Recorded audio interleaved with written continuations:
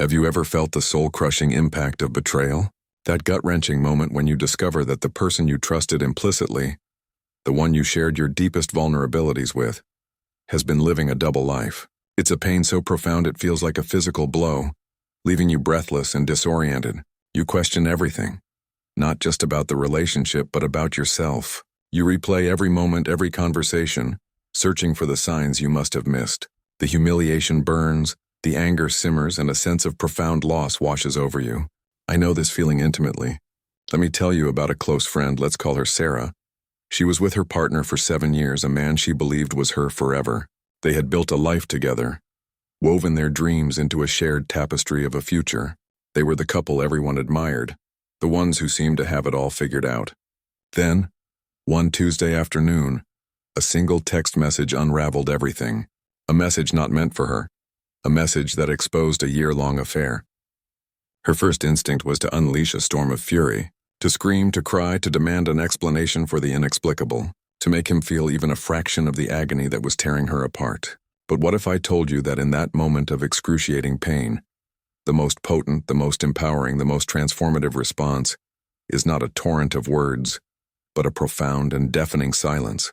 This isn't about playing games or suppressing your emotions. It's about a radical act of self-preservation. It's about refusing to participate in their drama, refusing to give them the satisfaction of a reaction, and in doing so, reclaiming every ounce of your power. This is about turning their betrayal not into your breakdown, but into your breakthrough. We're about to delve deep into the psychology of why silence is your most formidable weapon in the face of infidelity, a tool that not only dismantles their power, but also paves the path for your own profound healing and evolution. When you've been betrayed, every fiber of your being screams for confrontation. You want to unleash the hurricane of your emotions, to hurl your pain and anger at the person who caused it. Society has conditioned us to believe that expressing our feelings, talking it out, is the healthy and mature thing to do. But in the toxic aftermath of betrayal, this conventional wisdom can be a trap. It's a trap that keeps you entangled in their narrative, a trap that gives them the stage to perform their justifications and excuses. True strength in this moment lies in the deliberate and unwavering choice of silence. It's a silence that speaks volumes, a silence that communicates a message far more potent than any words could ever convey. It says, your actions have rendered you irrelevant to my emotional landscape. It says, I refuse to grant you the power to witness my pain. It says, my energy is now dedicated to my own healing, not to your absolution. Think about the dynamics of a confrontation. You're giving them an audience. You're allowing them to see the depth of your devastation, which for a person capable of such betrayal can be a twisted form of validation. Your tears, your anger, your pleas for answers, they all feed their ego, confirming the impact they still have on you. But when you offer them nothing but silence, you create a vacuum, a void where their justifications and manipulations can find no purchase. You deny them the opportunity to gaslight you, to twist the narrative to somehow make their betrayal your fault. Sarah, in her moment of clarity, chose silence. After the initial shock, she refused to engage. His frantic calls went unanswered. His barrage of texts, filled with hollow apologies and desperate pleas to just talk, were met with a digital wall of silence. His attempts to provoke a reaction, to draw her into a fight, were futile. And in that silence, something shifted. The power dynamic, which had been so brutally upended by his betrayal, began to tilt back in her favor. She was no longer the victim reacting to his actions. She was the silent arbiter of her own peace. This approach is not about weakness. It's about a profound understanding of where your power truly lies. The ancient Stoic philosopher Epictetus wisely stated, we cannot choose our external circumstances, but we can always choose how we respond to them. In the face of betrayal, your response is the one thing you have complete control over. And by choosing silence, you are choosing to preserve your dignity, to protect your emotional well-being, and to embark on the path to healing on your own terms. Your silence becomes an impenetrable fortress, a sanctuary where you can begin to process your grief without the toxic interference of the one who caused it. It is the first and most crucial step in taking back your life. To truly grasp the power of your silence, you must first understand the twisted psychology of the betrayer. When someone cheats, they are not just breaking a commitment. They are shattering a sacred trust. And deep down, no matter how they try to rationalize their behavior, a seed of guilt takes root. But this guilt is often a fragile and self-serving emotion. It's a discomfort they desperately want to alleviate, and they will often look to you, the person they have wronged, to provide that relief. They are not seeking your forgiveness out of a genuine desire for your well-being. They are seeking it to soothe their own conscience. They want a reaction from you, any reaction, because your engagement, even if it's anger, validates their existence in your life. It keeps them at the center of the drama. They want to argue because an argument creates an illusion of a level playing field, a space where they can present their side of the story, where they can try to paint their betrayal in shades of gray. They will say things like, "You weren't paying enough attention to me," or "We had grown so distant." These are not genuine attempts at understanding. They are calculated moves to shift the burden of their actions onto your shoulders. They want to turn their betrayal into a relationship problem, a shared failure rather than the personal moral failing that it is. When you give them the silent treatment, you are refusing to play their game. You are denying them the platform they so desperately crave to offload their guilt. Imagine a defendant in a courtroom with no judge, no jury, and no prosecutor. They are left alone with their own actions, their own conscience, their only accuser. This is the psychological state you induce in the betrayer when you remain silent. It is a state of profound unease, a state where their own mind becomes the echo chamber for their guilt. Sarah's ex-partner, in the weeks that followed her silence, became increasingly unhinged. He reached out to their mutual friends, trying to glean information about her emotional state. He was desperate to know what she was thinking, what she was feeling. Her silence was a blank canvas onto which he projected his greatest fears and insecurities. He imagined her moving on, finding someone new, realizing she was better off without him. Her silence became a mirror, forcing him to confront the ugliest parts of himself without the distraction of her emotional reaction. And that is the crux of it. Your silence forces them to sit with the consequences of their actions in a way that no screaming match ever could. It is a powerful and unsettling experience for someone who is accustomed to manipulating the emotions of others. By refusing to engage, you are not only protecting yourself, but you are also delivering a form of psychological justice that is far more potent than any verbal retaliation. Every word you speak to the person who has betrayed you is a potential lifeline, a thread they can grasp onto to pull themselves out of the sea of their own wrongdoing. When you engage in a conversation, you are inadvertently providing them with ammunition. Your accusations can be twisted into exaggerations. Your pain can be reframed as oversensitivity. Your questions can be met with half-truths and deflections. You're essentially handing them the tools to deconstruct your reality and rebuild it in a way that lessens their culpability. Do not arm your betrayer. Do not give them the satisfaction of a fight. Your silence starves them of the oxygen of drama that they need to survive. It leaves them in a state of agonizing uncertainty, a psychological space that is far more uncomfortable than outright anger. Think about it from a neurological perspective. Our brains are wired to seek patterns and predictability. When we are faced with a known negative outcome, we can at least prepare for it. But when we are in a state of uncertainty, our anxiety levels skyrocket. Your silence is the ultimate act of creating uncertainty. They don't know what you're thinking, what you're planning, or how you're processing the betrayal.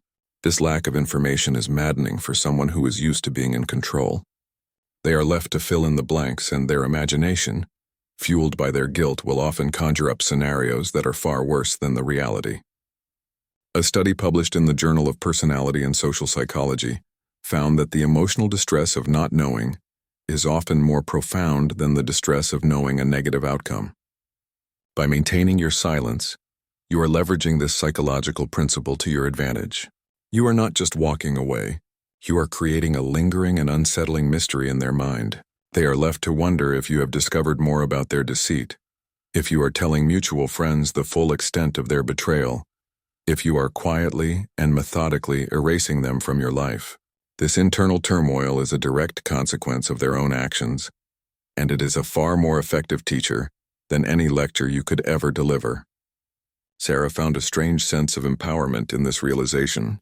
She understood that by refusing to speak to her ex, she was not just protecting herself, she was also forcing him to confront the full weight of his choices.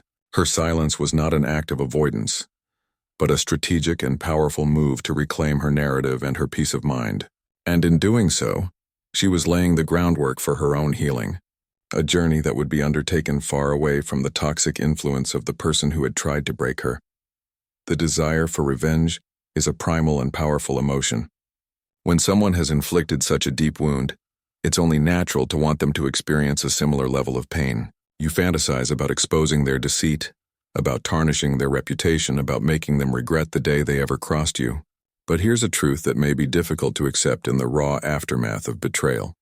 The most effective and satisfying revenge is not an act of aggression, but an act of indifference. It's about demonstrating through your actions that they no longer hold any power over your emotional state.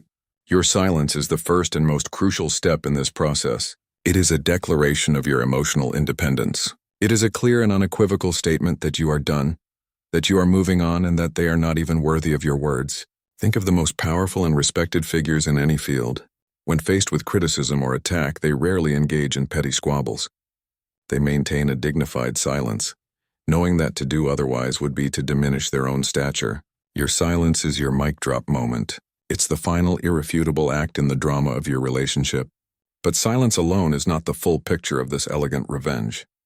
The true masterpiece is what you do with that silence. You channel all the energy you would have wasted on arguments and recriminations into your own personal renaissance. You become a testament to the fact that their betrayal did not break you, but rather it forged you into a stronger, more resilient version of yourself. This is what Sarah did. She took the pain of her betrayal and used it as fuel. She poured her energy into her career, earning a promotion she had been working towards for years. She reconnected with old friends, rebuilding the social support system that had been neglected during her relationship. She started a new fitness regime, not to get a revenge body, but to feel strong and capable in her own skin. She traveled to places she had always dreamed of visiting. She became so engrossed in the beautiful and fulfilling life she was creating for herself that she genuinely forgot to be angry at her ex. And then, as is so often the case, he resurfaced. 6 months after their silent parting, he reached out with a long, rambling email filled with apologies and regrets. He told her how much he had changed, how he had realized the monumental mistake he had made.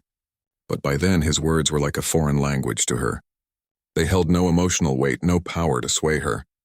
She had not just moved on. She had leveled up in every conceivable way. And in that moment, she realized she had achieved the cleanest, most satisfying revenge imaginable. Not by inflicting pain, but by demonstrating that her happiness was never contingent on his presence in her life. That is the ultimate power move. The silence you create in the wake of betrayal is not just for them. It is, more importantly, for you. It is a sacred space you carve out for yourself to begin the arduous but ultimately rewarding process of healing. Choosing silence does not mean you are burying your emotions. On the contrary, it means you are giving yourself the gift of processing them in your own time, on your own terms, without the toxic and manipulative influence of the person who caused your pain. This period of quiet reflection is an opportunity for profound self-discovery. It's a chance to sit with your grief, to honor your anger, and to allow your tears to flow without judgment. But it's also a time to ask yourself the hard questions. Were there red flags that you chose to ignore? Were there moments when your intuition whispered a warning that you silenced with wishful thinking? Did you in some way settle for a love that was less than what you truly deserved? This is not about blaming yourself for someone else's betrayal. It is about taking radical responsibility for your own well-being and learning the lessons that this painful experience has to offer. The great Sun Tzu, in his timeless classic, The Art of War, wrote, "The victorious warrior wins first and then goes to war, while the defeated warrior goes to war first and then seeks to win." In the context of your own life, this means understanding yourself, your patterns, and your non-negotiables before you ever enter into another relationship. This period of silent introspection is your training ground. It's where you learn to become the victorious warrior of your own heart. Sarah embraced this process wholeheartedly. She started journaling, pouring her thoughts and feelings onto the page without censorship. She sought the guidance of a therapist who helped her to unpack the complex emotions of grief and betrayal. She read voraciously, devouring books on attachment theory and healthy relationships. She learned to identify her own attachment style and how it had influenced her choice of partner. She became a student of her own heart, and in doing so, she transformed her pain into wisdom. When she finally felt ready to open herself up to love again, she did so not as a victim, but as a conscious and empowered woman who knew her worth and would not settle for anything less. This is the ultimate gift of your silence. It's not just about surviving betrayal. It's about using it as a catalyst for a more authentic, more fulfilling, and more joyful life. When someone betrays you, they are not just breaking a promise. They are attempting to steal your sense of self-worth. They are trying to make you believe that their actions are a reflection of your value. But here is the immutable truth. Their betrayal is a testament to their own character, not yours. And by choosing silence, you are refusing to let them have the final say on who you are.